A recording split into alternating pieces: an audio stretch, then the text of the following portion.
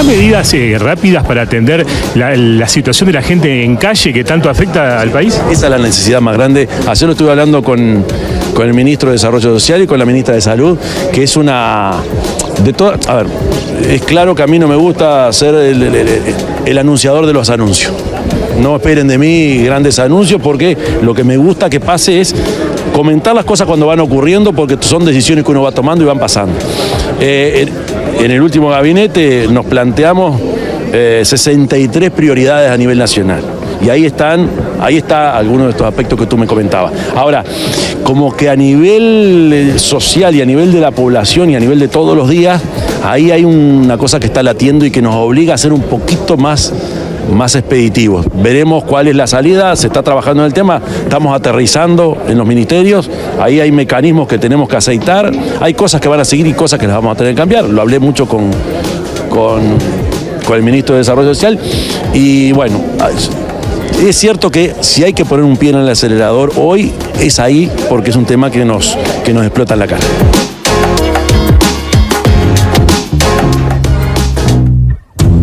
¿Qué tal? ¿Cómo les va? Buenas noches para todos y bienvenidos a Séptimo Día, el periodístico semanal de la tele con la mesa de debate más grande de la televisión uruguaya. Estamos en vivo, como todos los domingos, hoy para abordar este tema del que hablaba el presidente de la República. El propio Yamandu Orsi fue el disparador del asunto que tenemos hoy, porque se lo preguntaron en la última rueda de prensa que dio hace poquitos días y decía que es un tema que nos explota en la cara a los uruguayos y le explota en la cara a este gobierno, y es un asunto que viene ya de mucho tiempo y será una de las prioridades del Poder Ejecutivo, y lo habló con uno de los invitados que tenemos esta noche acá en la tele, que ya lo presentaremos. Personas en situación de calle, un asunto al que ninguno de los últimos gobiernos le encontró la vuelta, ni los gobiernos del Frente Amplio, ni el gobierno de la coalición multicolor, porque las cifras vienen aumentando y lo veremos más adelante acá en Séptimo Día.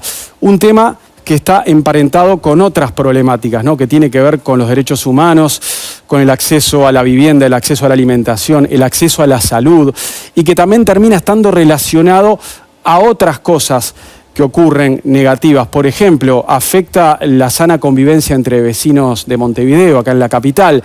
También está relacionado al momento que atraviesa el sistema penitenciario, porque cada vez que se habla de personas en situación de calle, también se termina hablando de las cárceles y viceversa. Y por supuesto que también termina afectando el tema de la limpieza en la capital del país, ¿no? Cuando se habla de eso en Montevideo. Pero lo más importante, ¿no? La situación de las personas en calle hoy en Uruguay, los que atravesaron por esta experiencia y los que hoy lo están sufriendo. Acá en Séptimo Día, con un gran equipo, por supuesto, con nuestros periodistas y también con los invitados. Personas en situación de calle, las políticas públicas de la intemperie. De eso hablamos esta noche con los periodistas Natalia Ubal y Martín Aguirre. ¿Cómo les va? Bienvenidos. ¿Cómo estás, Mariano? Todo bien, Mariano. Un gustazo tenerlos otra noche por acá en la tele. Uno de los invitados es el ministro de Desarrollo Social, Gonzalo Sibila, ex legislador del Frente Amplio también. Profesor Sibila, ¿cómo le va? Bienvenido. Bien, muy bien. Un gusto estar acá. Gracias por acompañarnos.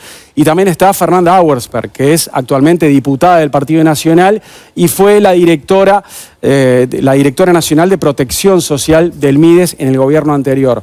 Bienvenida, la contadora Fernanda Auersperg. Un gustazo. Muchas gracias, Mariano, gracias por la invitación. Gracias por acompañarnos. Ahora saludamos al sociólogo que integra hoy la mesa, Sebastián Aguiar, que además de ser doctor en sociología, es investigador y docente de la Facultad de Ciencias Sociales de la UDELAR, coordinador del Núcleo Interdisciplinario sobre Situación de Calle de la Universidad. Bienvenido, Sebastián. Muchas gracias, buenas noches. Un gustazo. Y ahora el psiquiatra que hoy está integrando la mesa, Rafael Civils, expresidente de la Sociedad de Psiquiatría del Uruguay, expresidente de la Asociación Uruguaya de Psicoterapia Psicoanalítica, integra también el equipo de trabajo en un centro comunitario de salud mental que atiende personas en situación de calle. Bienvenido, Rafael. Muchas gracias, buenas noches. Gracias por acompañarnos. Y tenemos también a dos integrantes del colectivo NITEP, ¿verdad? María Rubí Márquez, Martín Antúnez, gracias por acompañarnos. Ellos integran el colectivo Ni Todo Está Perdido, que es un grupo integrado en su mayoría por personas que se encuentran en situación de refugio nocturno y gente viviendo en la calle. Nacieron como agrupación en 2018 y actualmente es un grupo que está conformado por más de 30 personas. Bienvenida María, bienvenido Martín, un gustazo. Muchas gracias, buenas noches. Gracias por compartir hoy con nosotros su experiencia y por sumarse al debate también. Gracias. Va a estar lindo y muy completo, porque tenemos hoy, la verdad, que integrantes de distintos sectores de la sociedad para hablar del tema. Vamos a observar esos números que yo les adelantaba recién. ¿Cómo estamos hoy? ¿Cómo estábamos en 2016? ¿Y cómo llegamos a la situación actual? Bueno, les decía que viene aumentando la cantidad de personas en situación de calle sin importar el gobierno, ¿verdad? Observen, entre 2016 y 2023, que son los últimos números del Ministerio de Desarrollo Social, casi que se duplicó la cifra. Estábamos en 1.393 personas en situación de calle y hoy o hace 2 años, en 2023, ya llegábamos a 2.758. Hubo sí una interrupción cuando hablábamos de personas a la intemperie, ¿no? Personas que no acceden al refugio o porque no pueden o porque no quieren dormir en un refugio. Miren, el número se interrumpió y descendió en 2020, pero luego ya entre 2021 y 2023 se volvió a disparar y teníamos en ese año 1.375 personas durmiendo a la intemperie. Me gustaría comenzar el debate con los periodistas del equipo, con Martín y con Natalia, que nos digan si les parece que fue adecuada la forma en que se abordó este tema por parte de los gobiernos, ¿no? Si las políticas públicas fueron necesarias. Martín, Natalia, ¿quién quiere arrancar? Nati. Martín me da la palabra. Gracias, Martín. Bueno, primero creo que los números hablan un poco por sí solos y eso no quiere decir que no se hayan hecho cosas, porque se hicieron muchas cosas. Creo que los últimos gobiernos hicieron todo lo que pudieron para atender esta emergencia en términos de emergencia, ¿no? Por ejemplo, de generación de refugios, de lugares a las que las personas podían acudir, cambio de procedimientos y un montón de acciones. Pero hay un tema que tiene que ver con los factores más estructurales que generan esta situación, que ahí sí me parece que hubo carencias y déficit en los gobiernos, tanto en los gobiernos del Frente Amplio como en el último gobierno del Partido Nacional. Si bien hubo hay muchos factores estructurales que inciden en esto y vamos a estar conversando. Uno de ellos es la pobreza intergeneracional. En ese sentido hubo resultados dispares entre los gobiernos del Frente Amplio y el gobierno del Partido Nacional. Pero en otros aspectos, como el acceso a la vivienda o la posibilidad de salidas después de egresar del sistema penitenciario, de las cárceles, me parece que están en una enorme deuda los últimos 2 partidos que gobernaron. En el tema de acceso a la vivienda realmente no hemos tenido políticas fuertes y sabemos que para las personas en situación de calle ese aspecto es central y no se ha abordado como debería. Y después en el tema del sistema penitenciario sabemos que las ayudas son insuficientes, que las personas egresan, no tienen posibilidades laborales y que es un círculo vicioso, digamos, ¿no? Que primero las personas que están en situación de calle, la mitad de ellas estuvo ya en cárceles y además una mitad de esas, o sea, el 25% de esas personas, sabemos por el censo 2023 del MIDES, de las personas en situación de calle, que estuvieron ya varias veces en la cárcel y han pasado varias veces, no es como un ida y vuelta en esa situación. Y sin embargo, seguimos aumentando el número de personas privadas de libertad y tenemos cada vez más hacinamiento, cada vez menos posibilidades para las personas privadas de libertad. Entonces me parece que el foco debería estar en los próximos gobiernos, en el sistema carcelario y en el acceso a la vivienda como factores estructurales para ayudar a solucionar este tema. Bien. Martín, ¿este asunto fue atendido debidamente por las autoridades? Yo creo que no, por los números y la situación que vimos en la calle, todos dan muestra de que no ha sido bien atendido, ¿no? Pero yo creo que también, hay 2 dimensiones donde se puede ver esto, ¿no? Por un lado, yo creo que es un tema que la sociedad no ha querido abordar durante mucho tiempo, porque es un tema antipático, es un tema que inmediatamente genera divisiones a nivel político, a nivel ideológico. Creo que hemos llegado a una situación donde ya hay una crisis de convivencia, particularmente en Montevideo, y que los síntomas se empiezan a ver, particularmente el abandono de la zona céntrica por una cantidad de gente que se va a vivir a otros lados porque la situación es muy tensa. Los que trabajamos en el centro y salimos de noche creo que podemos dar fe de que está muy complicada la situación. Y después hay 2 problemas estructurales que yo creo que están un poco detrás de todo esto, que son 2 temas que también la sociedad ha tenido problemas para reconocer, ¿no? Uno es la crisis en el sistema educativo. Cuando vos tenés durante muchas generaciones menos de la mitad, menos del 50% de la gente que termina el liceo, tenés un problema. Y el otro son las cárceles, que también la sociedad en general mira para otro lado, no quiere darse cuenta de que tenemos en las cárceles una fábrica de marginalidad que después pagamos el precio que vemos en las veredas todos los días de la ciudad, ¿no? Y me parece que si bien es claro que hay un déficit a nivel gubernamental porque la sociedad invierte una cantidad de plata en asistencia social y en una cantidad de programas para ayudar a la gente que está en una mala situación. Creo que también es verdad que la propia sociedad no termina de embarrarse los pies y darse cuenta que esta situación requiere soluciones de fondo, pero también a corto plazo, ¿no? Bueno, aprovechemos que tenemos al titular del MIDES hoy con nosotros. Gonzalo Sibila, a ver, como ministro de Desarrollo Social que acaba de asumir, ¿qué nos puede decir de esas prioridades que anunciaba el presidente Orsi en esa rueda de prensa? Él dice que se reunió con usted, con la ministra Cristina Lustenberg. ¿Qué acordaron en ese encuentro? Bueno, lo primero es decir que ese esquema de prioridades que fue presentado es un esquema que tiene que ver con algo que se mencionaba acá, que hace a las causas estructurales de todo esto, ¿no? Nosotros no podemos pensar el problema de situación de calle, como a veces se lo denomina, como una causa en sí mismo, sino más bien como una consecuencia de otro montón de factores, de fenómenos, algunos estructurales, otros más coyunturales, pero que explican que esta situación se manifieste de esta manera, ¿no? Y las medidas que se está planteando el gobierno en su conjunto tienen que ver con abordar esa complejidad. Nosotros como Ministerio de Desarrollo Social tenemos una responsabilidad directa en atender también las consecuencias. Y sobre eso estamos trabajando, sobre eso venimos conversando con el presidente de la República desde el día cero, diría, porque en realidad estas conversaciones empezaron antes de asumir el gobierno. Tenemos un equipo trabajando en eso. Bueno, acá mismo en el estudio me están acompañando el director de Protección Social y el director de Calle. Estos compañeros con un equipo mucho más grande vienen trabajando en este tema, venimos iniciando conversaciones con distintos actores. Tenemos además el propósito de iniciar un proceso de participación para poder escuchar todas las voces en este tema, darle rumbo a esta política. Reconocemos muchas cosas que se han hecho, muchas que queremos continuar, que queremos profundizar. Hemos estado conversando con Fernanda y con el ministro anterior, con el ministro Sciarra, sobre esto extensamente en el proceso de transición. Creemos que no se trata de una competencia entre gestiones o entre gobiernos, a ver quién lo hizo mejor o quién lo hizo peor. Es un tema demasiado grande, demasiado grave. Acá lo que está afectada es la dignidad de muchísimas personas, de muchos habitantes de este país. Y en ese sentido hay una gran prioridad política para nosotros, que es encarar este tema en el nivel de emergencia que obviamente este tema tiene, y también desde el punto de vista estructural y planificando una política de mediano y largo plazo para un problema que además es global, ¿no?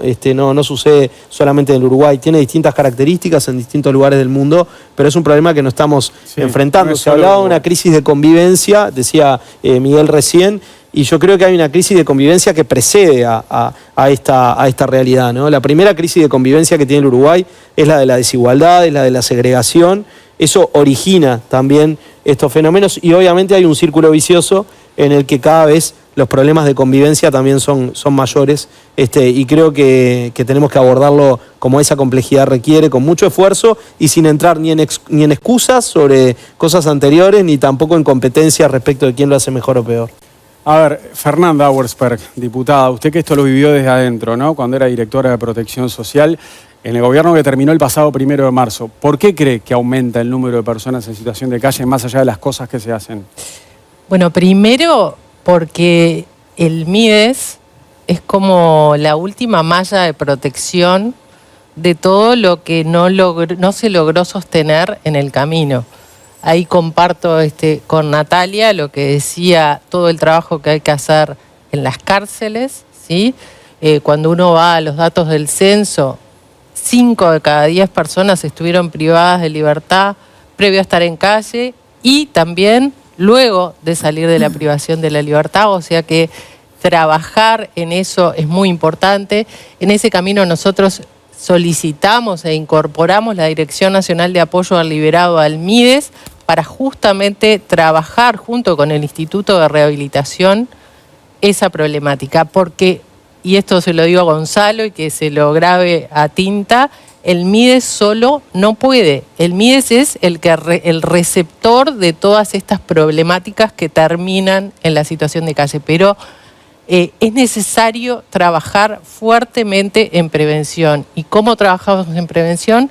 Trabajamos en las cárceles, trabajamos en todo este sistema de salud mental y adicciones que hemos ido desarrollando durante la última gestión, que permite que esas personas que, por ejemplo, hoy iban al Hospital Vilar de Bo, les daban el alta con una bolsa de remedios y a la calle, esa persona pueda tener un lugar donde ir y tener la continuidad de cuidados que es lo que se requiere para que esa persona no termine en calle.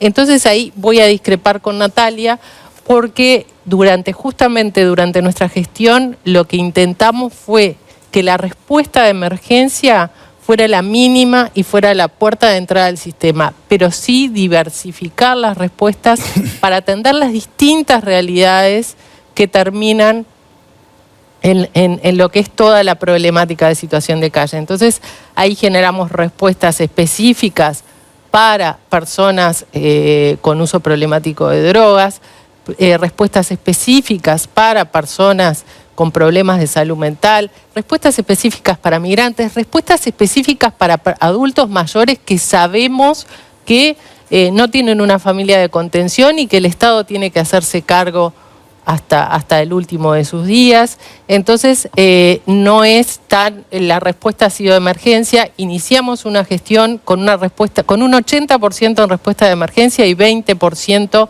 en respuesta de mediano o largo plazo, y terminamos una gestión con un 25% en respuesta de emergencia, en refugio nocturno, el llamado refugio, que es una palabra que deberíamos erradicar, y NITEP va a estar de acuerdo, a una respuesta, un 75% en centros centrados en las realidades y en las necesidades de las personas. Bien.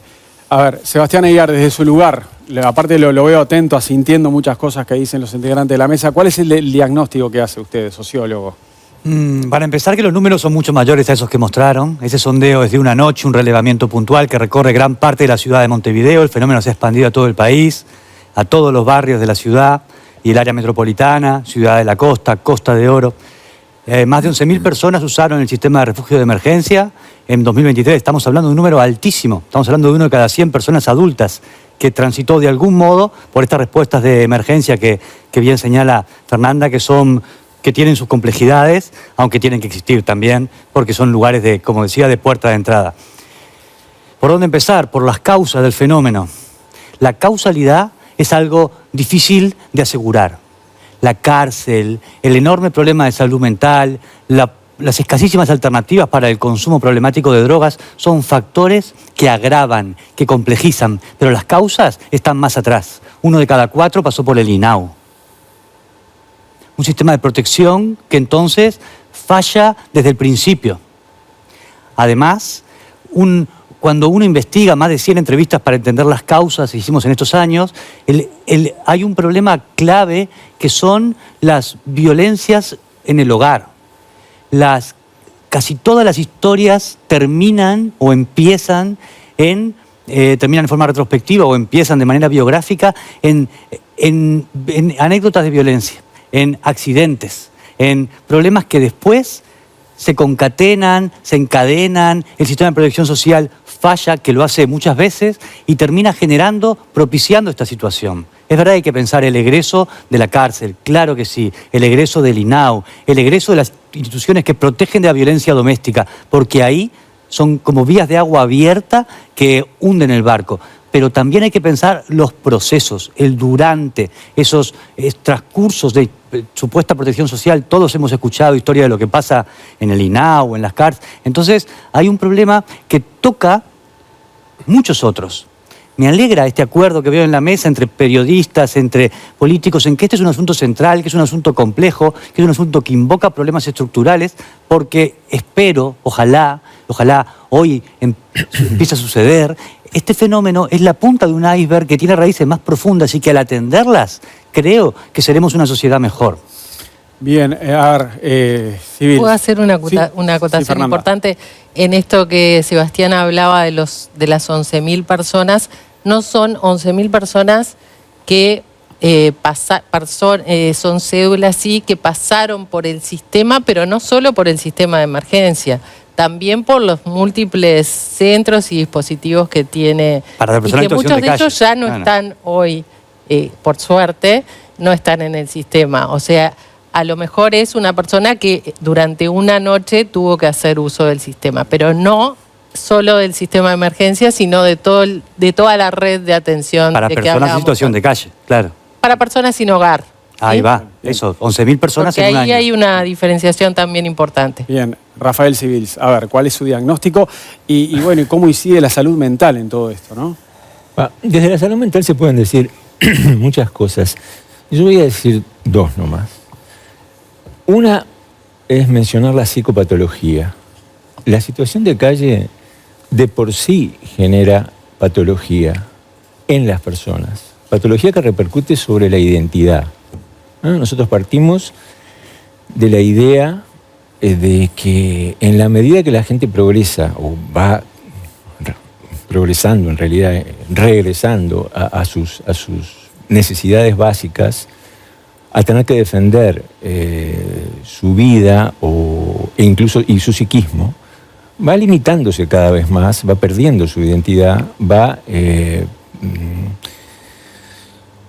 generándose lo que Esteban Acosta, que es una referencia en este tema, menciona como síndrome de autoexclusión. O sea, hay una patología generada por la situación de calle, independientemente de que las personas puedan de por sí tener algún tipo de patología previa, un trastorno psicótico o una adicción. Eso es un aspecto psicopatológico. El otro aspecto psicopatológico es el de la patología que se genera sobre la sociedad. Y ustedes lo mencionaban recién, ¿no? Todos estamos más tensos, más preocupados, más complicados, con más miedo, con más, por situaciones que vivimos cotidianamente. Y hay dentro de las personas que antes estaban en situación de calle, los primeros, que por allá por 2002, 2000, en fin, un grupo de gente más inhibida, más retraída. Pero ahora la gente que está muchas veces tiene otra forma de manifestarse.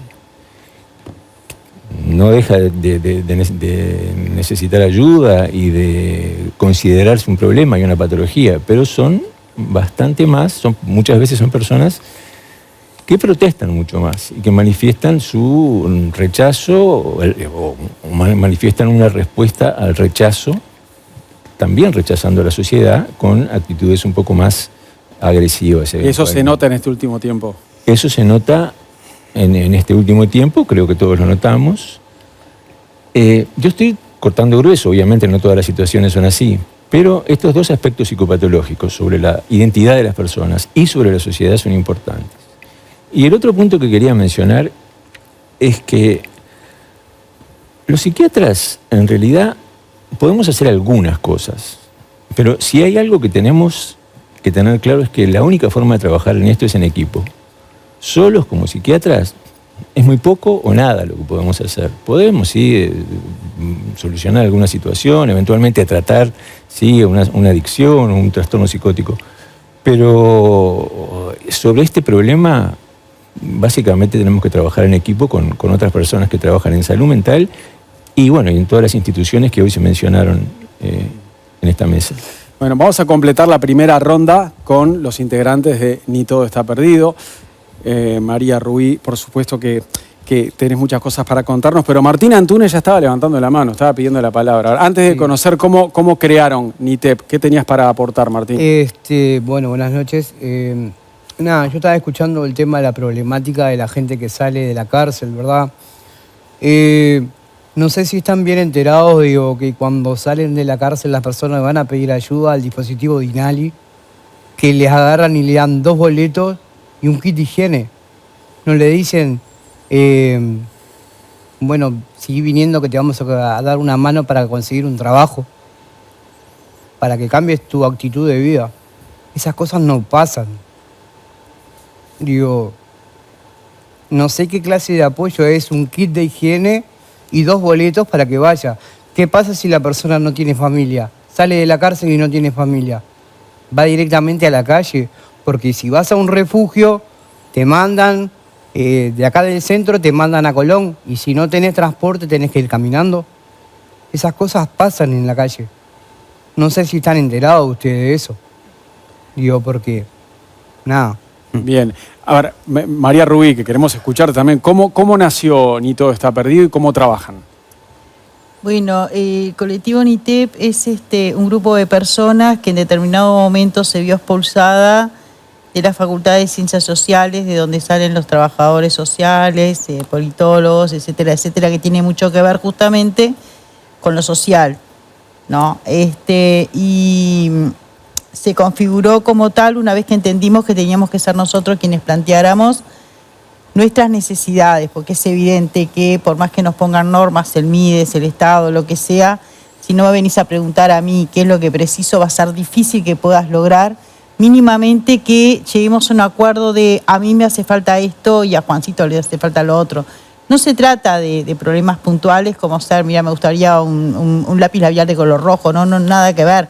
Pero estamos hablando de, casi podría decir, de grupos de personas que podemos diferenciarlas, salud mental, problemas de consumo de sustancias. Acá hay otro problema en el consumo de la sustancia, sea problemático o no. Hay una adicción clínica que la provoca la salud.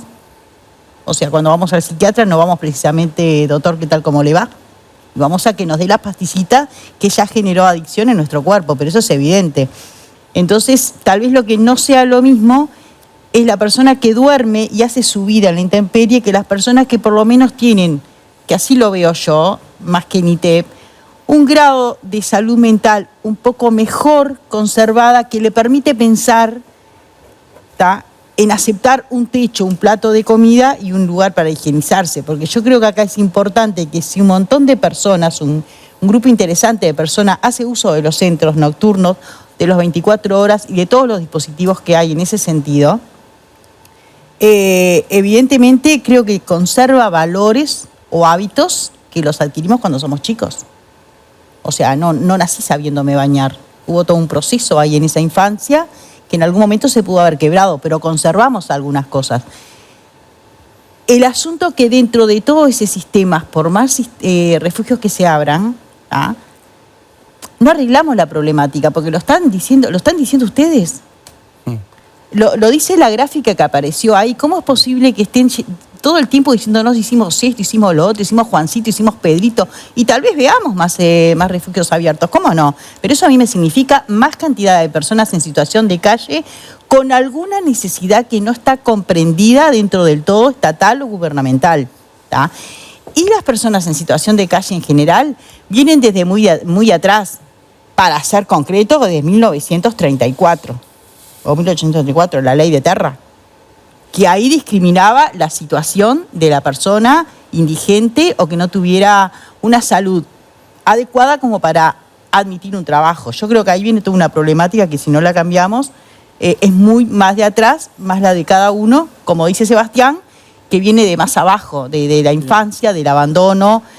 Hoy no nombramos el INAU, por ejemplo, pero ¿qué me decís de una chica que con 18 años tiene que salir a la calle después de 18 años de abandono? Antes de seguir con la discusión y con el debate, porque hay muchas cosas para comentar y para responder, ¿cómo fue la historia de ustedes en situación de calle? ¿Cómo llegaron? ¿Cómo llegamos?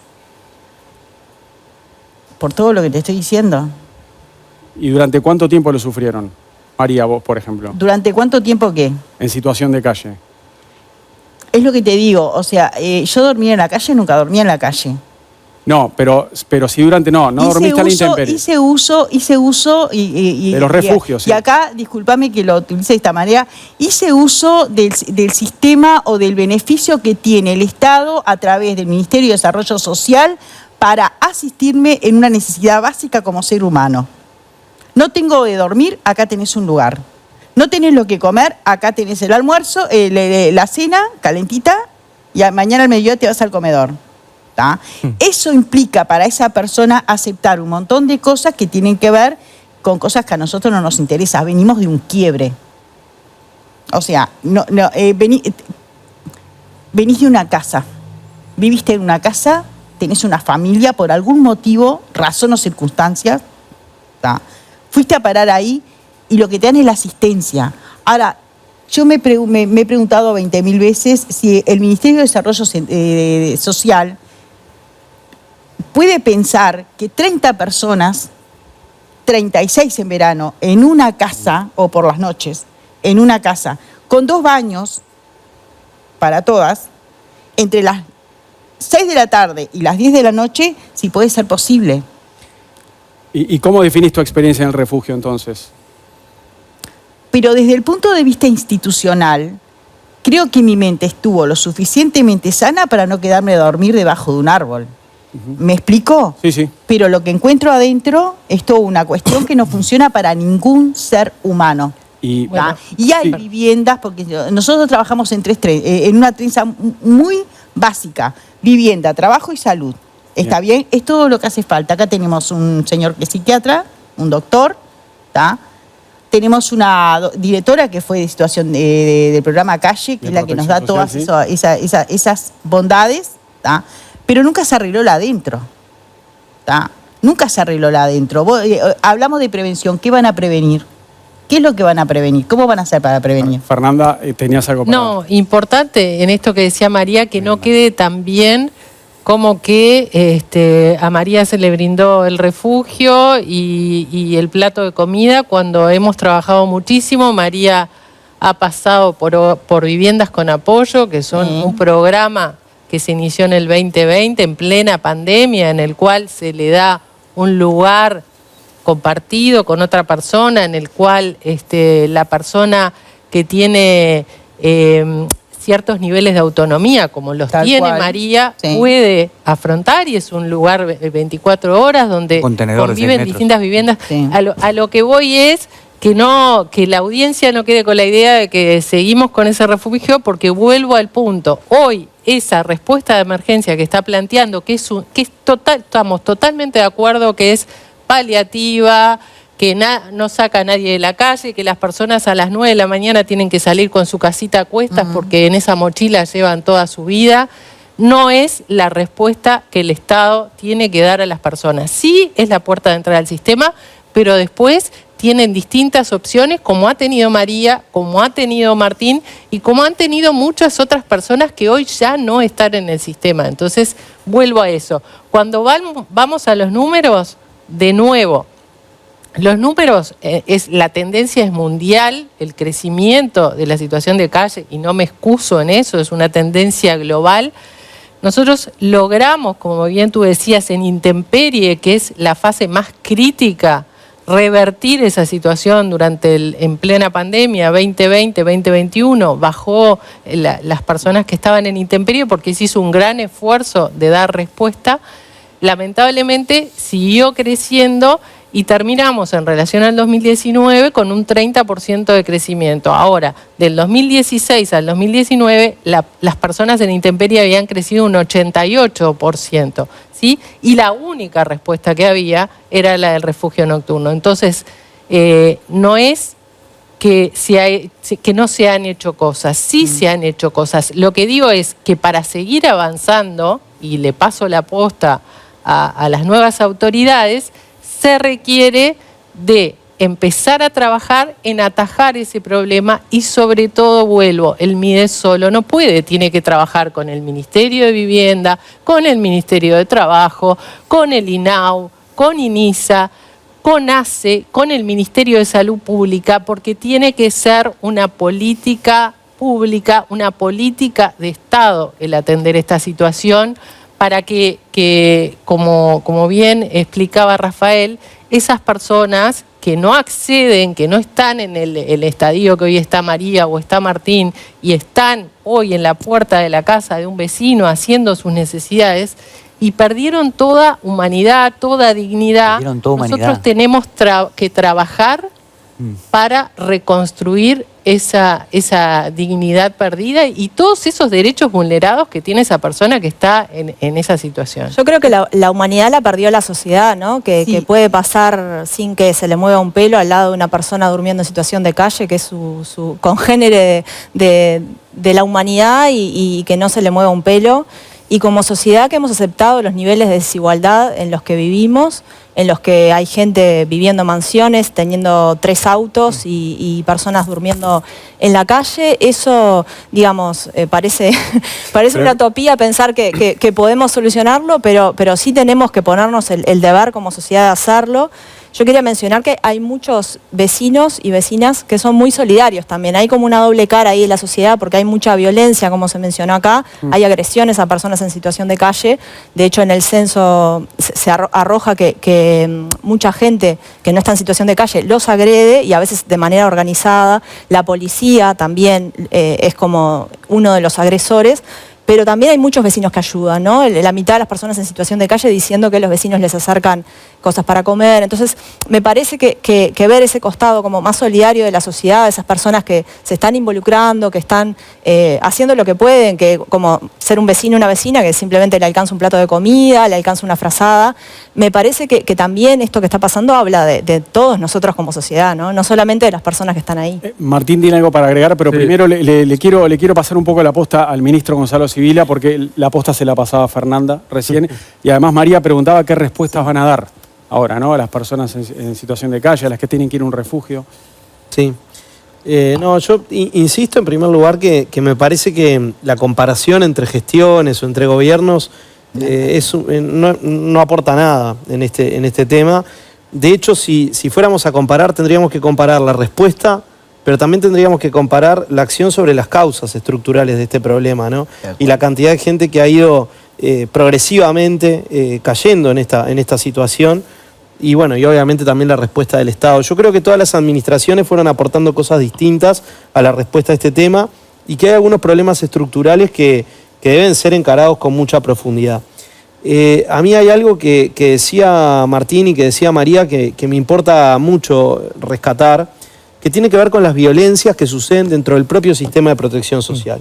Nosotros, yo le he pedido directamente a los directores que están a cargo de esta área que visiten cada uno de los dispositivos. Están haciendo un esfuerzo muy grande porque obviamente funcionan en distintos horarios, en distintos momentos del día, pero que en poco tiempo podamos tener un relevamiento completo de lo que pasa y que lo visiten de forma espontánea, no planificadamente, no avisándole al refugio que van a ir o al centro 24 horas que van a ir, sino que lo hagan de forma espontánea. Y la verdad es que lo que nos venimos encontrando en estas visitas son muchas situaciones de violencia dentro del propio sistema, ¿no? Y yo es algo que lo quiero poner en palabras porque es una responsabilidad nuestra como Estado, ¿no? No quiero decir que ningún gobierno haya querido causar eso. Al contrario, todos queremos que el sistema cada vez dé mejores respuestas. Pero ¿tienen pensado algún cambio de estrategia en esta administración? Sí, estamos... No, ¿y a qué te referís bien concreto cuando hablas de violencia? Situaciones de mucho hacinamiento en algunos lugares, equipos técnicos acotados para responder a problemáticas que requieren de mucho apoyo técnico, situaciones de violencia entre las propias personas que habitan estos dispositivos y a veces con los trabajadores que son parte de alguna de las organizaciones que los gestionan, una respuesta, un tipo de respuesta también a las personas que a veces no humaniza la relación, y esto yo creo que es algo que lo tenemos que trabajar. Perdón que corte ahí, porque siempre como que buscamos el culpable a los actores que están en el momento accionando. ¿Se preguntan alguna vez si las personas que están detrás de esa tensión en ese centro tienen noción de a qué se enfrentan? Se preguntan qué proceso hicieron para conocer algunas particularidades, solo algunas. Porque una persona que accede a un trabajo en una cooperativa social, que es la que se encarga en esos equipos de administrar el lugar, está estudiando, está como puede, logrando sus estudios y consigue, que tampoco es una gran paga, con eso se ayuda para libros, matrículas, un montón de cosas para poder terminar su carrera. En realidad está estudiando para educación física y va a hacer una cuestión en la que no tiene nada que ver. No puede lograr comprender la situación intrínseca que sucede luego que se abre esa puerta. Y no es la función de ninguno de los técnicos explicarle en qué consiste esa población a la que tiene que atender. no va a entender que alguien grite, no va a entender nada, no va a entender que alguien entre al baño, se encierre y prenda las cortinas del baño y no salga quemada porque otra violentó la puerta para poder sacarla terminando quemándose. No lo van a entender. Pero esa chica lo que le pasó fue que tenía una cita con el hijo en el INAO y cuando llegó a verlo después de 4 meses, que por lo que la mujer está padeciendo, porque hasta hace 4 meses, mal o bien, vivía con su hijo, cuando llega al sistema, ¿tá?, el hijo, el INAO, sus razones tendrá. Nadie está diciendo que no, por algo se hace. No creo que alguien quiera lastimar a un niño o a una mujer, sobre todo que la pasa muy mal en calle, ¿tá? Va a verlo después de 4 meses con una ilusión, viene ilusionado una semana entera para llegar a la puerta y que le diga, justo hoy tuvo atención médica. Esa mujer llega a la puerta de ese refugio destruida. No le digas nada, porque lo primero que te puede dar a cualquiera que se le... es un piñazo, es violencia. ¿Quién ejerció la violencia primero? ¿Tiene derecho a su hijo o no? Hay mucha violencia institucional. Hay mucha violencia institucional. Desde las cuestiones de los derechos del niño, que ese niño tiene derecho a esa madre. Pero esa madre vivió una semana angustiada porque sabía que tenía que ver a su hijo. Son violencias institucionales, pero cuidado, porque hay violencias que se permiten, porque cuando yo llamo al 911, viene un garrote arriba mío. Y si te lo van a levantar de la calle, va a pasar lo mismo. Porque hay una cuestión que dice que el policía no está, no es su función ese error, porque el policía trata con el delincuente. Pero claro, nosotros estamos estigmatizados como delincuentes. En el territorio no podés estar. Mira, hay tantas cosas para revisar y yo te doy la razón y sé que hay una buena voluntad. La buena voluntad la tuvieron en el otro gobierno también. Se hicieron cosas. Nosotros, como desde INITEP, hemos logrado cosas. Tenemos otra situación. Desde la situación que tenemos nosotros, que la vamos viviendo, armando, construyendo, tenemos dificultades, un montón de cosas, nosotros pensamos que una de las cosas que tienen que ir pensando, que ya lo planteamos hace mucho rato, es un modelo diferente. Un modelo, un piloto pequeño, o sea, y el conjunto del otro lado del mostrador, la gente, la sociedad, humanizar, como bien lo dice, que vemos una sociedad humanizada, por favor, lo vemos tirado ahí, no hacemos nada. Digo, se ha naturalizado ver una persona caída en el piso. Perdóname que te haya cortado, pero es importantísimo que me quieras ahí. Estoy de acuerdo y iba a la pregunta que había hecho Martín sobre cómo lo queremos encarar, ¿no? Sin duda que necesitamos hacer cosas distintas, no podemos seguir reproduciendo el mismo modelo.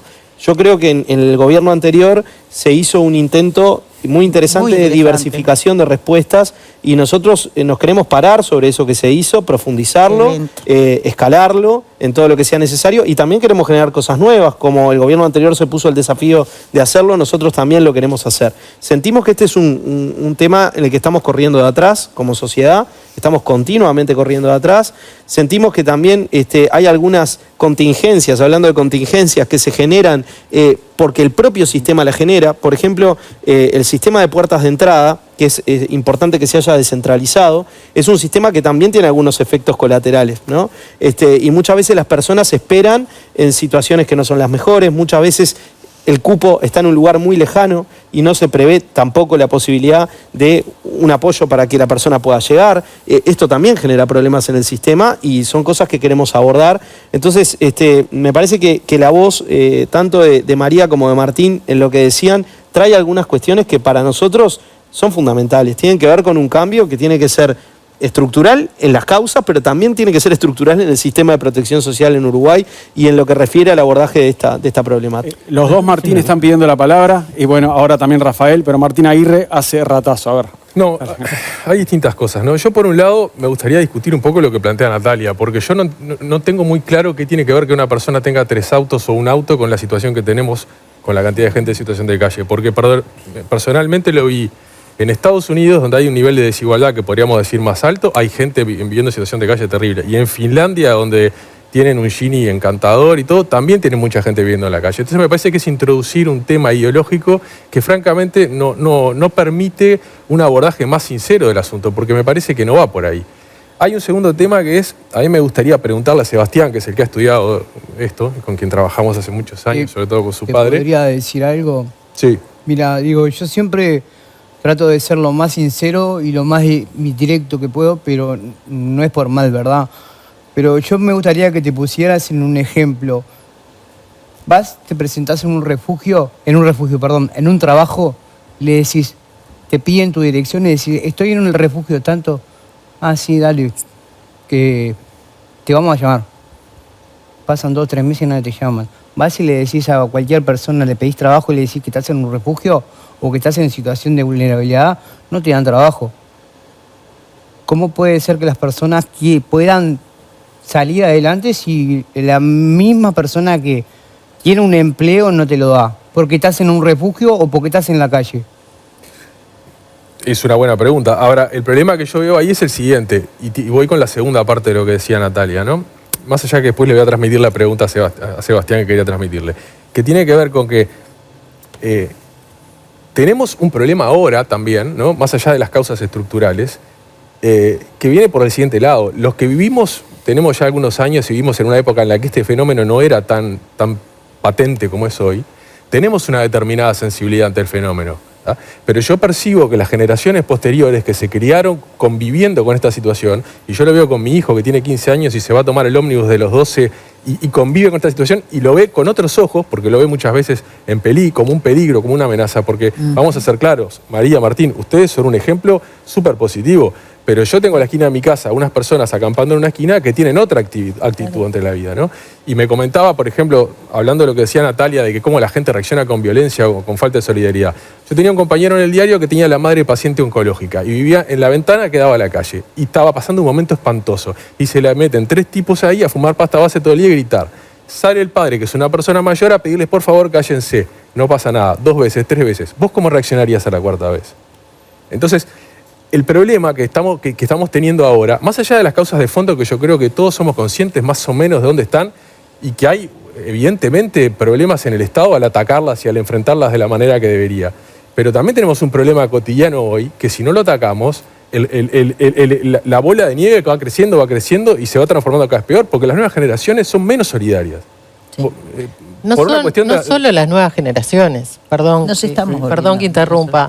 La realidad es que la calle está muy compleja y la convivencia se va poniendo cada vez más hostil. O sea, yo hace unos días me paraba una señora que estaba de 70 años barriendo la vereda diciendo, no es justo esto que me pasa, que todos los días tengo que salir de mi casa a barrer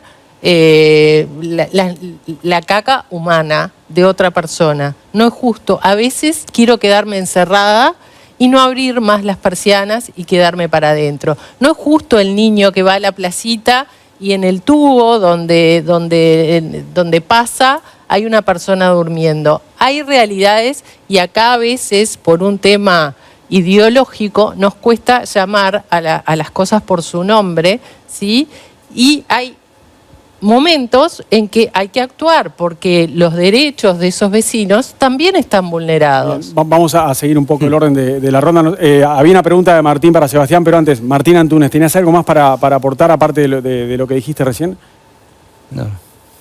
Bien, igual tenemos más preguntas para vos, ¿no? Sobre todo cuando nos enfoquemos en la vida en un refugio, ¿no? En lo que funciona mal y lo que funciona bien hoy en ese sistema. Sebastián, ¿qué tenés para responderle a Martín Aguirre? Que todavía no le hice la pregunta. No, yo me pregunta o sea, nosotros creo que todos hacemos un corte en el año 2000, 2002 de cómo cambió la situación en la calle, ¿no? Verdad.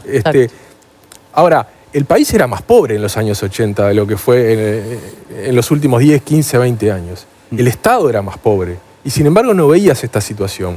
Y no creo que las instituciones fueran más humanas en la época de los 70, en los 80. No. Entonces, ¿qué pasa?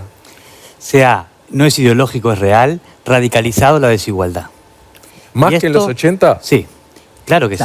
Y esto tiene muchas consecuencias.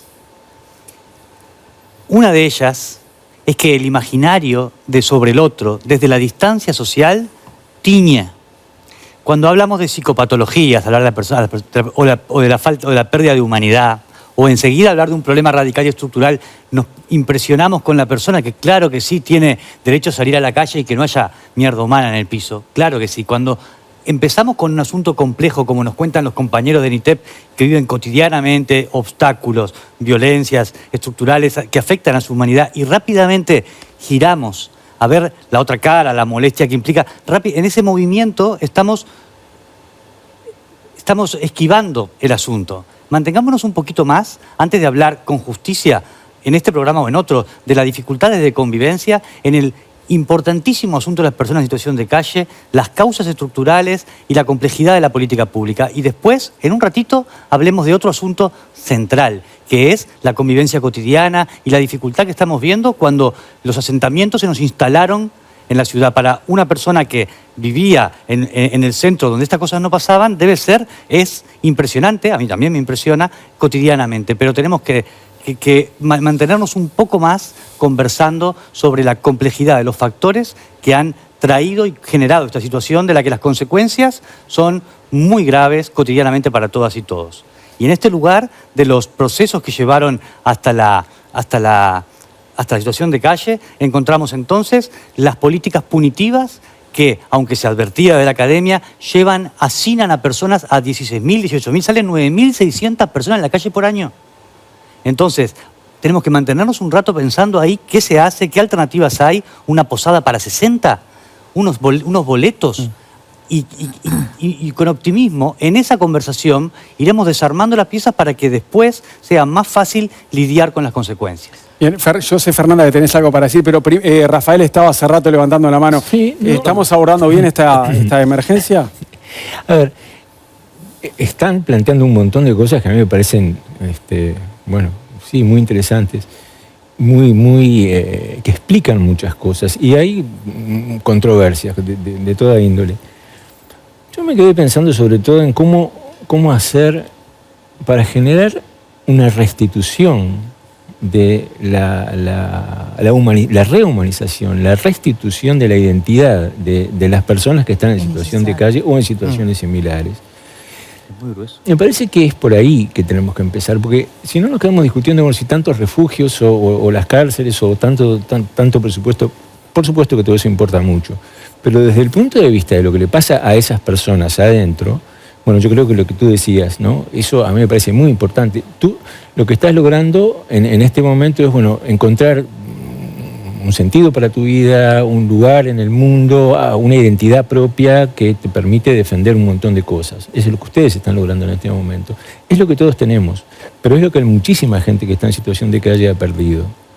Y restituir eso es muy difícil, porque son personas que han transitado un largo periodo de sufrimiento, de tener cosas a no tener nada, o sea, de pasar de estar con una identidad a un grado de deprivación importante, con un dolor enorme. Y volver a transitar el camino de vuelta es tan doloroso, o más doloroso, que la propia pérdida muchas veces.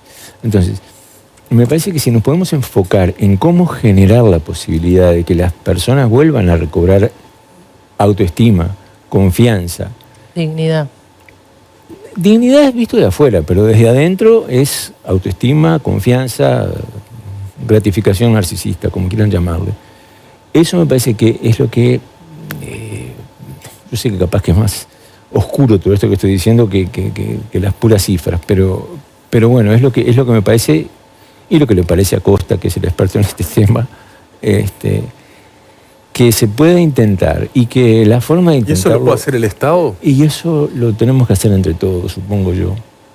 Es muy difícil generar una respuesta única. Pues Natalia recién decía, sí, hay vecinos que son solidarios. Y sí, pero la solidaridad a veces no alcanza. El Estado, por supuesto, debería hacerlo el Estado. Me parece a mí que...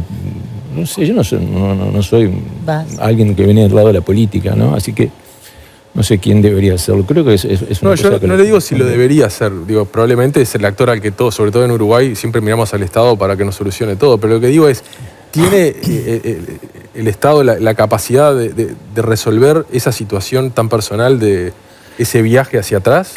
Tiene la posibilidad de generar instituciones o instancias donde se pueda hacer esas cosas, identificando las necesidades, los deseos, las cosas positivas que están adentro de las personas. Qué lindo eso del deseo, qué hermoso. Sí. ¿Usted cree que nosotros podemos expresar nuestro deseo? ¿Perdón? ¿Podemos expresar nuestro deseo cuando estamos en el refugio, cuando llegamos a una situación así? nuestro deseo nunca está. Bueno, en Es algunos- una de las cosas que se pierden. Bueno, Debemos volver a ese deseo, identificar ese deseo. En algunos lugares se puede. Ajá, bueno, En qué algunos lindo. lugares se puede. Yo no le voy a hacer propaganda al lugar donde yo trabajo. Yo le hago Tú la vas a hacer propaganda. A ver. Está el Centro Comunitario de Salud Mental. que es una experiencia. Ah, Está la bien. Casa de los Sueños. Hay muchos Ah, lugares mirá. donde se pueden Sí. reconstituir. No es, o sea, no es que esté en todos lados. Yo creo que sí, ojo. Pero, bueno, Bien. pero Por ahí. si no nos centramos en esa línea, todo lo demás. Me preocupa que... Hoy no es un día fácil porque hay 5 o 6 al mismo tiempo pidiendo para hablar y trato de seguir el orden y recordar. A ver, Perdón. no, Sebastián, dale, ibas a acotar algo ahora cortito porque tengo a Sibila hace rato pidiendo la palabra, Cuando- Fernanda de nuevo, cuando Martín Antunes. Gran parte del asunto está en cómo representamos a las personas en situación de calle. Hay personas migrantes, un montón. Hay personas que tienen un problema de discapacidad y las pensiones son absolutamente insuficientes.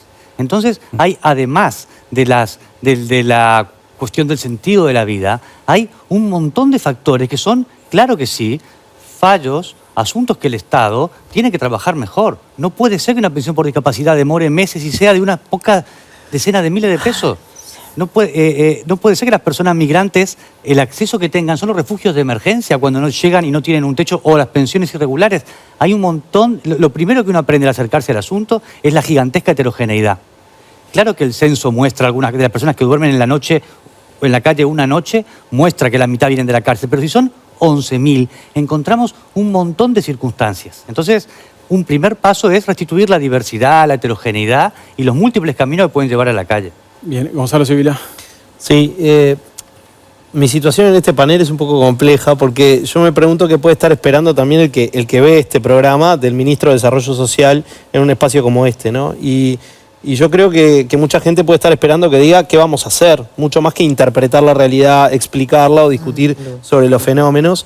Y nosotros hemos adoptado una decisión como gobierno, y yo estoy muy convencido de esa decisión, de hacer anuncios que acompañen los hechos. No vender humo, ni solamente decir algunas cosas que después vemos cómo las podemos concretar.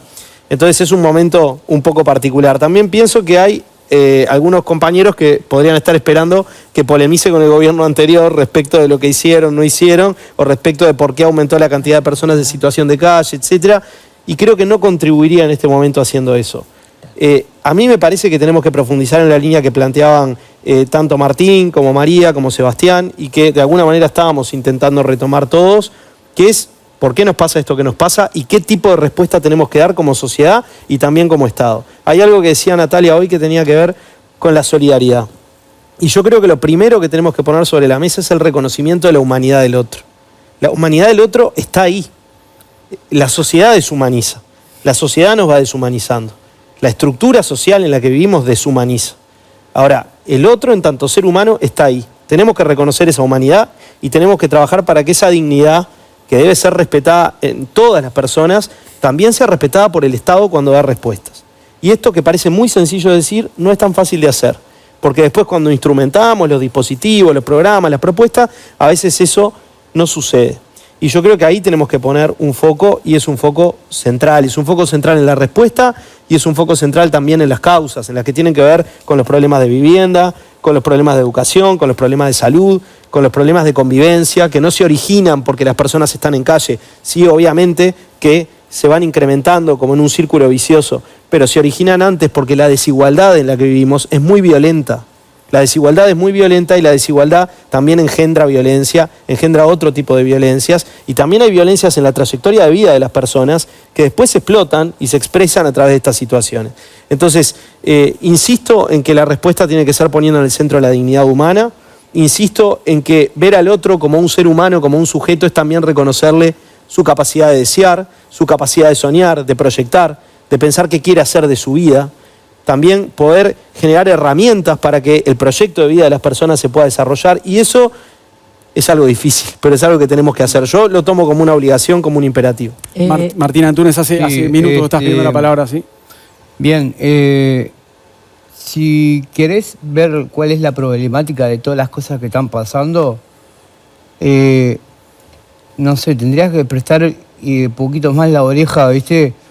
Yo vengo representando un colectivo de gente de calle Y esta noche creo que me estoy representando a todas las personas que están en el refugio o que están en calle, ¿viste? Yo no te voy a vender humo como decís vos, pero sé que hay una gran problemática con el tema de adicciones, pero no son todos los que están en calle, no son todos adictos. ¿Tá? Dicen que hay personas que defecan en la calle, pongan más baños públicos para la gente. ¿Tá? Porque esta iniciativa del tema del baño fue en la época de la pandemia, que nosotros que estábamos en calle no podíamos entrar a ningún lado, en los bares no cerraban la puerta, y si estamos en calle no podemos ir a pagar una consumición para entrar al baño. Estamos en calle, no tenemos plata. Por eso fue cuando pedimos los baños. Digo, es obvio que va a pasar eso, que haga las necesidades de la gente que anda en calle, haga las necesidades en la calle. No tienen dónde ir. ¿Dónde quieren que vaya? ¿Que se metan adentro de una volqueta? Porque lo hacen también. Hacer sus necesidades adentro de una volqueta para que no lo vean los niños. ¿Tá? Pasan una cantidad de cosas que están cegados. ¿Tá? Pasa que cuando viene la ley de falta a levantar a la gente, cuando vienen con algún político, con la prensa atrás, los levantan muy amablemente. Pero cuando no está la prensa ni los políticos, los levantan a patada. ¿Eso lo sabían? ¿No lo sabían? Yo soy muy directo. Digo, y para algo espero que se entienda lo que yo quiero decir. Acá hay mucha violencia. Cuando están ahí mirándolos, son unos santitos, pero están solos y los levantan a patada. No es así. ¿Esto que dice Martín te consta? A ver, voy y le transmito también una pregunta a Gonzalo, justamente en esto de que de la convivencia urbana, la convivencia de la sociedad, de la ciudad, se está complejizando y mucho, y puede ser peor.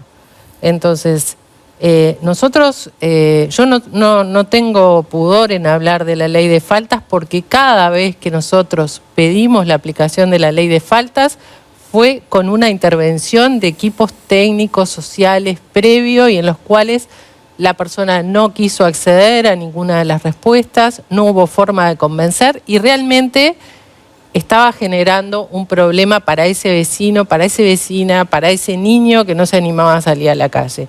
Entonces, la ley de faltas para mí no es una cosa que debamos de decir es mala palabra. ¿Por qué? Porque tenemos que cuidar la sana convivencia. Entonces, cuando se transforma en esta bola de nieve que se está transformando, que nosotros podamos trasladar a esa persona, y créeme, Martín, que esos policías van con cámaras y todo queda grabado, ¿sí? Porque fue uno de los requisitos que pedimos. Debería ir el gobierno departamental, realizar la limpieza del espacio público, junto con efectivos del Ministerio del Interior, y esas personas son trasladadas a un centro de primera atención de ley de faltas, en el cual se le ofrece a esa persona un resguardo 24 horas, se le ofrecen distintos tipos de dispositivos, y créanme que de operativos de ley de faltas, hoy en día hay personas que llegaron a ese centro, tuvieron una respuesta en un hogar asistido para tratamiento de sus adicciones, de acuerdo que no todos son adictos y no todos salen de la cárcel, pero para poner un ejemplo bien concreto, y hoy esa persona cuenta que ya logró superar su situación de calle, revincularse familiarmente, y hoy está viviendo con su familia. Entonces, saquémonos los cucos de que la policía interviene, la policía violenta, porque ustedes también saben que las personas hacían cola para que el ómnibus de ley de faltas los trasladara a este centro de primera atención. Entonces, no todo es tan blanco ni tan negro, hay matices. Tengo que hacer la primera pausa, que es la única del programa, pero Natalia está hace rato para decir algo. Cerramos el bloque con Natalia Oval, a ver. Bien, quería hacer un par de aclaraciones. Sí. Bueno, ya que estamos hablando de la ley de faltas, hubo un organismo internacional que visitó el país en 2023, el Instituto Global para las Personas Sin Hogar, y recomendó mecanismos para eliminar esta criminalización de las personas en situación de calle. Fue una ley aprobada durante los gobiernos del Frente Amplio, que lo que hace es criminalizar de alguna manera la ocupación de espacios públicos, Y además esa institución dijo que no solo no soluciona obviamente la situación de calle, sino que puede llegar a empeorarla porque genera desconfianza de las personas en situación de calle en las instituciones públicas y bueno, y recomendó revisar eso. Pero quería hacer una aclaración respecto a la desigualdad. Yo cuando hablé de la desigualdad, y bueno, le agradezco la aclaración a Sebastián, pero cuando hablé de la desigualdad no estaba refiriéndome a las causas de la situación de calle. Lo que estaba diciendo es que cómo estamos como sociedad, que nos parece tan natural que haya personas con ese poder adquisitivo, con esa forma de vida tan distinta y tan distante de personas que vemos todos los días en la calle. A eso me refería. Y Martín decía, bueno, Finlandia, ¿no? Citaba el ejemplo de Finlandia. Y es interesante porque Finlandia, por ejemplo, es mencionada, varias veces ha sido mencionada como un ejemplo porque logró, sobre todo a través de programas de acceso a la vivienda, y los partidos creo que han estudiado esas experiencias. 30 años. Han logrado reducir... 30 años llevó. Claro, pero bueno, han logrado reducir el problema y bueno, me parece que es un ejemplo, por lo menos, y sé que los partidos lo han hecho, a estudiar justamente el caso de Finlandia que mencionaba Martín. Bien. Es un ejemplo anglosajón en el cual no hay déficit hacia la persona habitacional. No hay asentamiento, no es la realidad Acá del Uruguay. acá tenemos No es la un 10%, realidad del Uruguay. 10% de viviendas desocupadas. Sí, hay, perdóname que te lo diga, hay viviendas, hay un montón, se deberían usar, hay que ver, hay que implementar de qué forma se puede usar esa vivienda, quitar un poco el hacinamiento, pero sabes, y acá voy a ser muy puntual. El proyecto de viviendas asistidas en los contenedores es bueno en su contexto general. Un día llegó un señor de 70 años, porque la edad etaria de 50 para arriba, una canilla se rompió. Nosotros pensamos, no puede haber roto la canilla, hace 2 años que funciona bien. El señor es de la otra época, y hace 40 que está en calle. Entonces el sistema monocomando no lo conocía. Le dio, era así y no así. La reventó. ¿Tá? Y Finlandia tiene eso. Hemos estudiado el caso de Finlandia, hemos estudiado el Housing Fair, ¿tá? Y falta ese nexo ahí. El apoyo posterior. Ese apoyo, y no lo haces con 30 personas, no lo haces con 15. Es como de cerca, pero también la persona tiene que querer. Juegan un montón de cosas y acá estoy de acuerdo con lo que dice el doctor, porque ciertamente tienes que volver un poco para atrás, pero encontrando a veces un foco por el que pueda salir, ¿tá? Bueno, es posible, tenemos que querer también.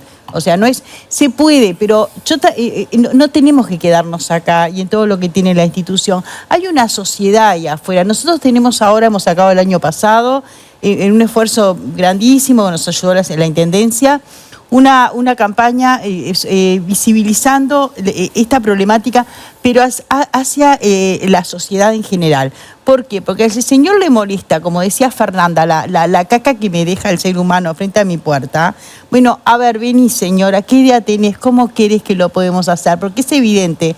¿Cuántos somos? 11.000 personas en situación de calle, enfermos. La adicción es una enfermedad muy grave, durísima de sacar y toda la vida vas a ser adicto. Lo pongo sobre el panel porque eso es importantísimo. Seríamos como, no te digo 3 millones pensando en la problemática, pero podíamos ser, no sé, con suerte, 1.800.000 personas pensando cómo sacar. Porque a ti te molesta que yo esté acá. A ti te molesta que yo pase por tu vereda. Entonces, ¿qué podemos hacer? No es solamente de acá, porque no, sinceramente, tengo esta situación y no se puede, porque está el que te desprecia, está el que es solidario y está el que nos llama para preguntarnos, che, ¿cómo hacemos? Porque no queremos esta gente acá. ¿Hay refugios en la zona? No, en esta zona no hay ninguna. Y no tiene nada que ver si tiene 3 autos o no tiene 3 autos. Es una cuestión intrínseca de la persona. Si no pasa que sea solidario, no lo va a hacer. Lo de la empatía pasa de costado. O sea, la empatía, nunca te vas a poner en el pie a la otra persona que vive estas situaciones, porque como bien dice el doctor, es una situación recontra dolorosa. Hay dolores por ahí que no los vas a curar nunca, o sí. No sé qué puede tener el Estado desde el punto de vista de salud que pueda generar pero es evidente que con 2 psiquiatras que atienda a toda la población de refugios en el Maciel, no va a poder ser. Disculpen, pero tengo que hacer por lo menos una tanda. Por lo menos una pausa antes de 11:30 hay que hacer. Así que hacemos esta tanda y regresamos y tratemos de que todos puedan decir algo más antes de despedirnos. Ya venimos con más Séptimo Día. Sebastián, me voy.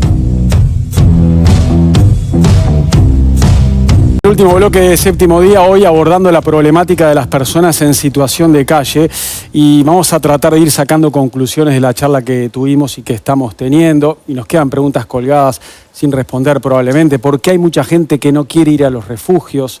Estar en la calle es algo que debería ser entendido como un derecho de los ciudadanos. Bueno, Sebastián Eguer quería comentar algo de esto, ¿no? De la ley de faltas, justamente. Bueno, que comprendo y comparto la importancia de un sistema que permita mover en oportunidades a las personas, pero quiero dejar de relieve algo que todas y todos compartimos, que tanto la ley de faltas como el sistema de internación compulsiva son circuitos truncos, ¿se entiende?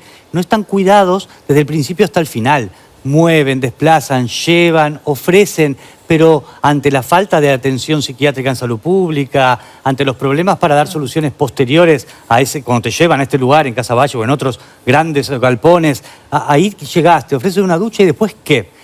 Creo que una cosa linda, y pensando en las conclusiones del programa, es que a diferencia de otros domingos, hay muchos acuerdos. Y un acuerdo clave es que hay que prestarle mucha atención tanto a las causas como a los procesos que conducen a la situación de calle.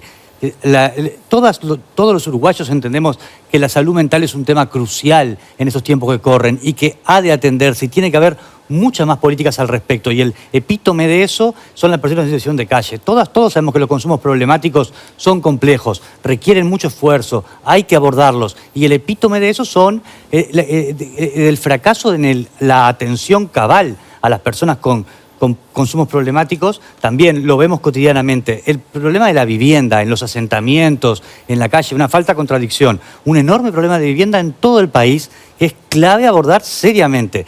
Gobiernos tirios y troyanos están de acuerdo en esto, en que los sistemas de protección social, el INAU, los refugios, tienen que ser mucho más cuidadosos, tener mucho más recursos, porque las cárceles, estos problemas son estructurales y tienen un montón de consecuencias. Entonces, este acuerdo que veo y que ojalá la persona espectadora comparta en que esto es urgente y clave, requiere estas 3, 4, 5, 6 políticas serias, e insisto en esta idea, con circuitos que no sean truncos, que te lleven de un lugar hacia la oportunidad de una solución. Bien, cada uno que vaya hablando piense que tiene que tirar sobre la mesa lo que le queda en el tintero, porque es la despedida. Martín. Sí, me pones la espada, la metralleta, ahora habla. No, a ver, yo estoy de acuerdo con Sebastián, o sea, y creo que estamos todos de acuerdo en que hay razones profundas acá que tienen que ver con una cantidad de temas. Incluso yo me podría hasta poner más esotéricos y decir, hay una crisis de proyecto de vida en la sociedad occidental en general, ¿no? Que se manifiesta por muchas formas, pero ahora, también hay una cuestión que yo creo que el Estado tiene la obligación de regular la convivencia en un espacio, ¿no? Y esa es una de sus prioridades.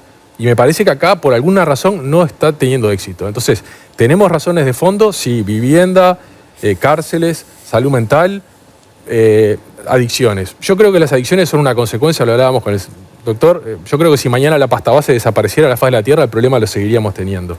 Pero después hay cuestiones más terrenales que hay que resolver. Mientras resolvemos todo eso otro, que no podemos seguir mirando para el costado. O sea, la ley de faltas, la primera aplicación fue en la esquina del diario. Una señora que estaba siempre en un hábitat en la esquina del diario y el dueño del hábitat estaba desesperado porque no le entraba a nadie. Y de alguna manera el Estado tiene que resolver esa situación. Y lo otro que me pregunto es que lo hablábamos en el corte. ¿Cómo puede ser que un Estado que tiene no sé cuántos ingresos por año, solo el MIDES, creo que el presupuesto son unos 550 millones al año, no podamos establecer un sistema de baños para que esta gente pueda ir al baño y no tengamos que vivir en una ciudad, como me decía un amigo que vino hace poco, hace años vos venías a Montevideo y tenía olor a leña, ahora venís a Montevideo y el olor, imagínate a qué es. Rafael Civils, a ver. Bueno, yo había empezado hablando se mencionaban recién a los psiquiatras. En realidad yo creo que los psiquiatras necesitamos equipos, voy a repetir lo que dije, y que la verdadera forma de abordar estos procesos en cualquier institución, el psiquiatra tiene poca cosa que hacer. Y la mayor parte de las veces, muchas veces estamos medicando síntomas de situaciones intolerables, porque la persona está sufriendo, pero si la persona no tuviera otro tipo de contención y otro tipo de lugar, no necesitábamos usar fármacos. O sea, Y sí necesitamos saber a quién referirnos para que pueda escuchar a esa persona o escucharla a nosotros mismos, dedicarle tiempo o generar otro tipo de soluciones. Eso me parece que es importante. La psiquiatría sí tiene un rol limitado. Y además, y termino con esto, muchas veces los psiquiatras que están en las puertas de emergencia se sienten sumamente frustrados porque saben que no pueden hacer otra cosa, hacen lo que pueden y después todavía muchas veces la gente se queja, pero hacen lo que pueden, le dan un fármaco y realmente la sensación es de mucha frustración. Eso. María Rubí Márquez. Yo pensaba que, cerrando, ¿no? Sí. Nosotros en el periodo anterior de gobierno tuvimos algunos logros en dos aspectos importantes para nosotros, porque el de salud siempre queda como inconcluso, hay una cuestión allí. Pero obtuvimos 2 casas, digamos, para poder usarlas los integrantes de NITEP, que están compuestas para 8 personas, 9 cada una. Y lo particular que tiene este proyecto, que más o menos lo inventamos desde las particularidades e individualidades nuestras, con nuestras dificultades, es que lo vamos armando. Hay conflictos, ha habido consumo, capaz que sigue habiendo consumo, hay salud mental candente que a veces no te permite accionar o mejorar o como pasar las distintas etapas y superarte en el trayecto. Pero está buena la experiencia, está buena. La casa es grande, la particularidad de repente es que tiene un dormitorio para cada persona, no es una pensión. Eso es importante también. Y la vamos construyendo. Hay un equipo que trabaja y no lo queremos en la casa, porque el equipo generalmente es el que no funciona porque no llega realmente a cubrir las verdaderas falencias que tenemos nosotros para poder seguir caminando. Porque es eso, pues no puede, no hay tiempo, es poca gente, tienen su casa, un montón de cosas, trabajan 6 horas, 8 horas, y nosotros estamos todos los días como todo el mundo. Ahora, hay una cosa que es importante y la tenemos que entender todas. Todos convivimos en el territorio. No importa si es un perro, si es una persona en situación de calle, si es una señora que va a trabajar al banco. Es un derecho de todo. Que la Constitución lo limite y diga que los indigentes no, y que lo tenga que sacar la Intendencia o la Marincoche, eso es una cosa aparte. Nosotros tenemos que convivir y el otro que está del otro lado, el civil que se queja o lo que sea, que tiene sus razones, yo lo reconozco, tiene que aprender a que estamos y empezar a construir cómo hacemos para que podamos estar sin que hagamos tanto conflicto entre nosotros. ¿Puedo leer un poema? Chiquitito y cortito. Cortito, da. Chiquitito y cortito. Adelante. Necesito leerlo, es importante porque esto... ¿Cómo te voy a decir que no? Es bien chiquitito. Dice, entre 2 cartones mojados, bajo una rampa, de madrugada triste, mirando los transeúntes, mirando de afuera, vi pasar zapatos caminando, yendo y viniendo. Empezó a llover, otra vez. Madrugada y pisando luces. Frías gotas que caen mojan el cartón. Ya estoy caminando. Estoy naciendo a la calle. Estoy creando mi realidad. Bondi para aquí, bondi para allá, bondi para otro barrio ahora, otro. Esto lo escribe una persona en situación de calle, que como ven, escribe bien, se expresa bien. Somos iguales a ustedes. Gracias, María. Dale. Martín Antúnez, tu reflexión final. Desde el colectivo siempre trabajamos la pirámide, la que hoy mi compañera mencionó. Sí. Trabajo, vivienda y salud. Yo para mí el escalafón sería trabajo para conseguir una vivienda y para conseguir la salud.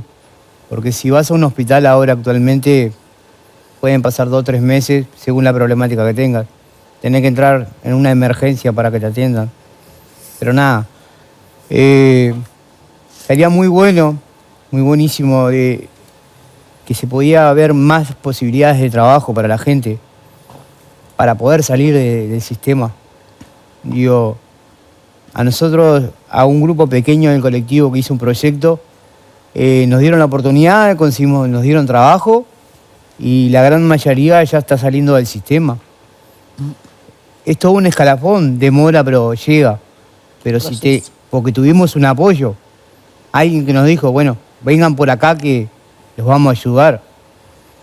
Capaz que estaría buenísimo que se extendiera un poco más la ayuda para más gente, para que puedan sacar más gente de la calle, del sistema de vulnerabilidad. Digo, que no sea un trabajo de 8 meses, como los que hay. Que no sea un trabajo de 8 meses, que sea un poco más. Gracias, Martín. De nada. Bueno, Fernanda Auersberg. Bueno, la realidad es que también hay un consenso en que esta problemática es muy dramática, nos interpela, nos preocupa y nos tiene que ocupar a todos. No solo al Ministerio de Desarrollo, sino al Estado en su conjunto. En esto que hablábamos de vivienda, nosotros dimos un paso con el Ministerio de Vivienda.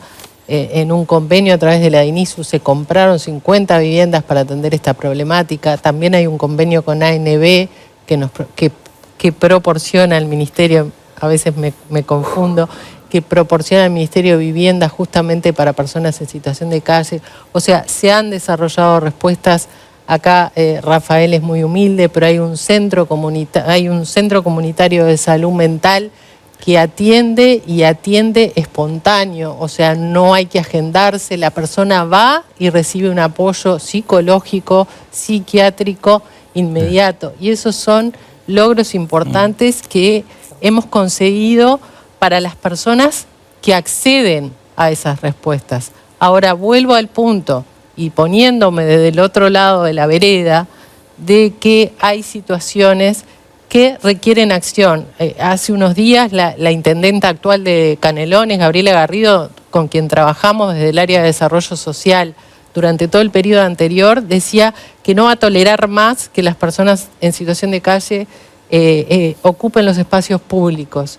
Lo celebro porque muchas veces hablábamos y empezaba a crecer la población en Canelones y ella decía, bueno, no me animo a aplicar la ley de faltas. Hoy se desbordó la situación en Canelones, hay grandes problemas de convivencia y lamentablemente es la solución. Entonces, de nuevo, ni blanco ni negro. Ya en el 2011, Mujica, cuando se creó la ley de asistencia obligatoria para personas en situación de calle, fue en un contexto en que murieron 5 personas de hipotermia en calle, ¿sí? No fue, también estamos tratando de dar una respuesta, no es trasladar a esa persona y no dar esa respuesta o no darle la continuidad. Queremos darle esa continuidad y hay recursos para darle esa continuidad. Gracias, Fernanda. Gonzalo Civil, apelamos a su mayor poder de síntesis. Estamos pasadísimos. No, lo primero que quiero hacer es agradecer que se haya generado este espacio. Gracias, Martín, y a la producción, porque me parece que es muy importante que este tema se esté discutiendo hoy acá y de esta manera, ¿no? Creo que queda de manifiesto que sí, hay muchos acuerdos respecto de cómo avanzar. También hay diferencias y bueno, las iremos procesando. De nuestra parte, yo a nombre del Gobierno Nacional quiero decir que vamos a hacer un esfuerzo grande por llevar adelante políticas que, entre otras cosas, mejoren las condiciones de punto de partida de las personas y algunos de los problemas estructurales de los que hemos hablado puedan también en el Uruguay encauzarse de otra manera. Ese es un esfuerzo compartido de todo el gobierno, como decía Fernanda, y ojalá lo podamos lograr. Vamos a trabajar para eso y desde el Ministerio de Desarrollo Social, también con otros actores, vamos a convocar un proceso participativo, abierto, para que organizaciones, colectivos, personas puedan aportar su mirada respecto de esto. Yo creo que esas miradas son invalorables para poder construir una política y muy importante implicar a la comunidad, implicar a la sociedad en la respuesta, no para relegar o delegar la responsabilidad del Estado. El Estado tiene una responsabilidad central, pero tenemos que construir una red, una gran red, donde mucha de la gente que está mirando este tema desde un lugar de indignación, por distintos motivos, pueda ser parte de la solución. Y yo estoy convencido que los uruguayos, las uruguayas, vamos a ser parte de la solución de este tema. Estoy convencido de eso. Bien, la ronda final se cierra con Natalia Ubal. Bien, cortito. Se han hecho muchísimas cosas y se han contado acá algunas de ellas, pero claramente no es suficiente, las cifras lo están diciendo y me parece que precisamos como sociedad, en primer lugar, invertir más recursos y en segundo lugar, tener ideas nuevas y me parece que yo apunto a eso y con las cuestiones estructurales, ¿no? Vivienda y cárceles fundamentalmente y el problema de la salud mental, ni que hablar, y de las adicciones. Bien, en 7 días nos vemos de nuevo con ustedes. Natalia, Martín, gracias. Y a los invitados, muchísimas gracias por acercarse al canal esta noche. Sebastián, María, Martín, Rafael, Fernanda y Gonzalo. Muy amables, gracias, que pasen bien. Gracias a ustedes. Y con ustedes nos reencontramos el próximo domingo, a las 10 de la noche para hacer séptimo día donde termina y empieza la semana. Que pasen bien.